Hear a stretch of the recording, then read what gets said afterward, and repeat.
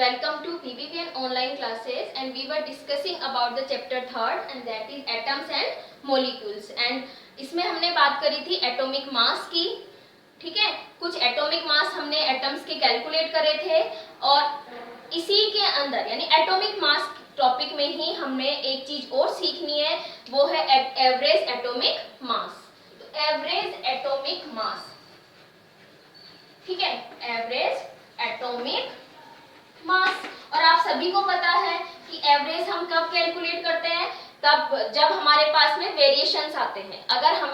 अगर जैसे कोई हमारे पास में एलिमेंट है और उसके सारे एटम्स का मास अलग अलग आ रहा है ना, मींस हमारे पास में एक एलिमेंट है, मान लीजिए हमने बात करा क्लोरीन का, ठीक है। तो क्लोरीन हमारे पास है, लेकिन क्लोरीन के कुछ एटम्स का मास तो अलग आ रहा है और कुछ एटम्स का मास क्या आ रहा है, अलग आ रहा है। तब हम क्या करते हैं, जब भी कोई रिएक्शन करते हैं और हम एटॉमिक मास अगर हमें लेना पड़ रहा है कैलकुलेशंस के लिए, तो वहां पर हम एक एटॉमिक मास को नहीं ले सकते और दूसरे को नेग्लेक्ट नहीं कर सकते। तो ऐसी सिचुएशन में हमें क्या करना होता है, जो एटम्स होते हैं उनका एवरेज निकालना होता है, उसके एटॉमिक मास का क्या निकालना होता है, एवरेज निकालना पड़ता है। तो ठीक है, इसी तरीके से मैंने आपको यहाँ पर एक बात कही है कि जैसे क्लोरीन के एटम्स हैं और उसके एटॉमिक मासेस अलग अलग है, तो ऐसा क्यों होता है। तो देखिए, ऐसा इसलिए होता है क्योंकि हमारे पास में एक टर्म है isotopes.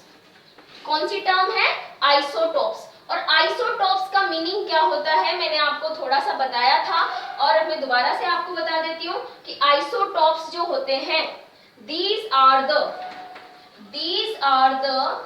same elements, same atoms भी बोल सकते हैं। These are the same atoms of, या हम बोल सकते हैं these are the atoms of same element. These are the atoms of same element having the different atomic masses, जिनके मास क्या होते हैं, अलग अलग होते हैं, but their atomic number is same. Atomic number is same. उनका क्या होता है, एटॉमिक नंबर तो सेम होता है, बट उनके एटॉमिक मासेस क्या होते हैं, डिफरेंट होते हैं। जैसे हम बात कर रहे थे क्लोरीन का, मैंने एग्जांपल लिया था, तो हम एवरेज एटॉमिक मास क्लोरीन का ही कैलकुलेट करके देख लेते हैं। तो देखिए, हमारे पास में क्लोरीन के दो तरीके के एटम्स होते हैं। अब आपको पता है क्लोरीन के एटम्स हैं, तो एटॉमिक नंबर दोनों का सेम होगा 17, ओके। लेकिन कुछ एटम्स का मास तो होता है 35 और कुछ एटम्स का मास होता है 37। दोबारा देख लीजिए, क्लोरीन के हमने एटम्स लिए हैं, तो एलिमेंट क्या हो गया, सेम हो गया, एटॉमिक नंबर उनका सेम हो गया, बट उनका एटॉमिक मास डिफरेंट है। देखिए यहाँ पर तो इन एटम्स का मास कितना है, 35, और इन एटम्स का मास कितना है, 37।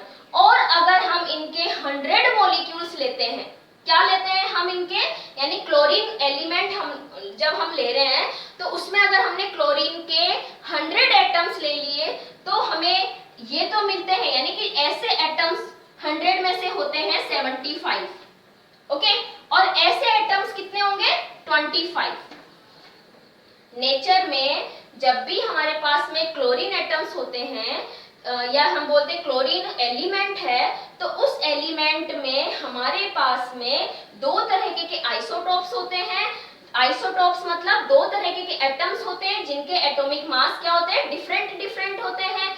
और अगर हम 100 एटम्स लेते हैं, तो 100 में से 75 एटम्स तो होते हैं 35 एटॉमिक मास वाले, और 25 एटम्स होते हैं 37 एटॉमिक मास वाले, ओके। तो देखिए, इनका रेशो अगर हम निकालते हैं, तो रेशो कितना निकलेगा, 3:1, ओके। तो रेशो कितना है, अगर हम रेशो की बात करें तो 3:1 में ये एटम्स मिलते हैं। अब क्योंकि हम कैलकुलेशंस करवाते हैं, हम केमिकल रिएक्शन करवाते हैं, तो कुछ रिएक्शन में ये भी आ जाते हैं, कुछ में ये एटम्स भी क्या आ जाते हैं, पार्टिसिपेट कर लेते हैं। तो हम इन दोनों को नेग्लेक्ट नहीं कर सकते हैं। तो हम जब भी कैलकुलेशन करते हैं तो हमें एटॉमिक मास 35 भी नहीं लेना है, 37 भी नहीं लेना है, इनका एवरेज निकाल के लेना है। क्या करना है, हमें इनका एवरेज निकालना है। और आप सभी को पता है ना एवरेज कैसे निकाला जाता है। एवरेज निकालने के लिए हम क्या करते हैं, मास का एवरेज निकाल रहे हैं हम लोग, तो पहले तो ऊपर टोटल मास ले लेंगे एंड अपॉन में क्या ले लेंगे, टोटल नंबर ऑफ मॉलिक्यूल्स, ठीक है, या सॉरी एटम्स। तो देखिए ये क्या है, दो तरीके के एटम्स हैं।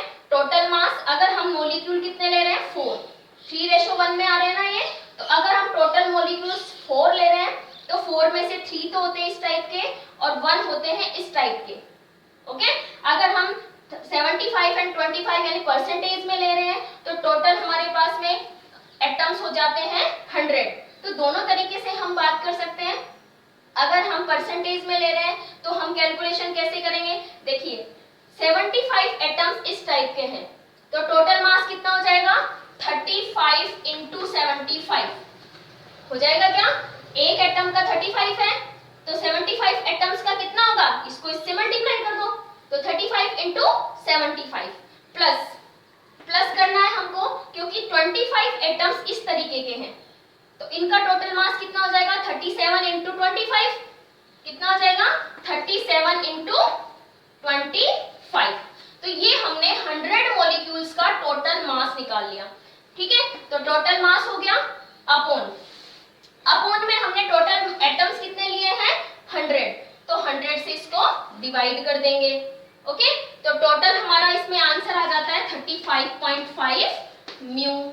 तो ये एटॉमिक मास हो जाता है, एवरेज एटॉमिक मास हो जाता है, average atomic mass of chlorine.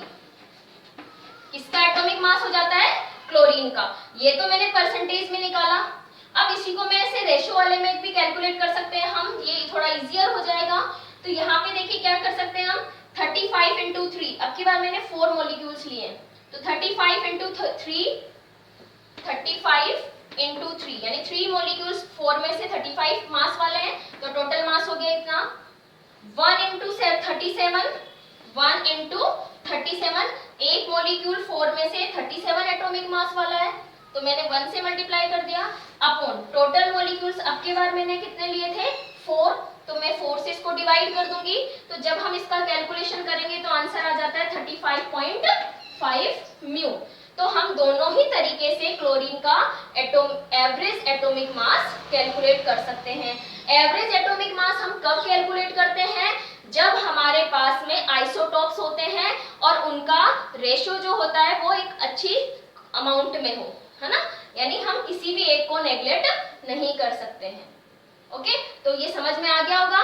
जब भी हमें एवरेज एटॉमिक मास निकालना है तो उनके आइसोटॉप्स को उनकी परसेंटेज या उनकी जितनी भी संख्या है उससे मल्टीप्लाई कर देंगे तो उनका टोटल मास आ जाएगा। अलग अलग करके फिर उनको ऐड कर देंगे, ऐड करके जितने भी मॉलिक्यूल्स हमने लिए उससे हमें एटम्स हमने लिए उससे हमें डिवाइड कर देना है।